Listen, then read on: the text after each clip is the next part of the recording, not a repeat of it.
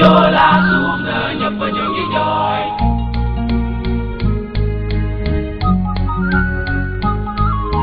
Joola, qui faisait la liaison entre Ziguinchor et Dakar, a sombré au large de la Gambie le 26 septembre 2002.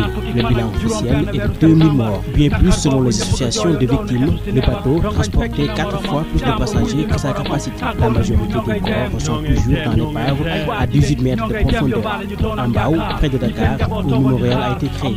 En cette année 2020, où on commémore le 18e anniversaire, sera probablement célébré de façon spéciale avec le contexte de la pandémie. Alors, ce qu'il faut savoir, c'est les attentes des familles des victimes qui sont nombreuses. Il y a le renflouement de l'épave du navire qui gît à des dizaines de mètres de profondeur et à une quarantaine de kilomètres des côtes afin de permettre aux familles des victimes d'offrir une sépulture digne à leurs proches disparus. Il y a aussi le respect des caractères rétroactifs de la loi déclarant pupilles de la nation des orphelins du Joola qui sont laissés en rade injustement, plus d'un millier d'ayants droit. Et surtout, il relève encore, il y a la recherche de la vérité.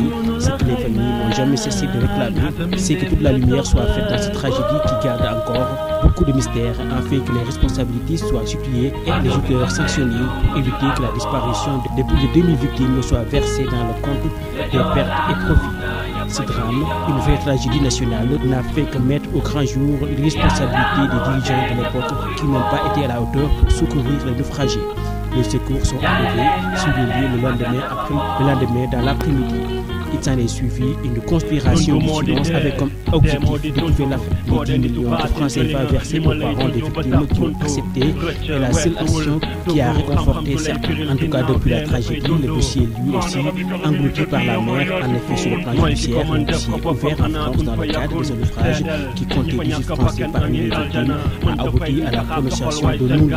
Pendant ce temps, au Sénégal, le dossier a été classé par la justice parce que le commandant a disparu. Et pourtant, ce drame pouvait être évité car il existe bien des règles en matière de transport et de navigation maritime au Sénégal, sans oublier que toutes les sources s'accordent à reconnaître que le ferry était anormalement surchargé. Certains estiment que même le nombre de passagers embarqués dépassait 4 fois la capacité du navire.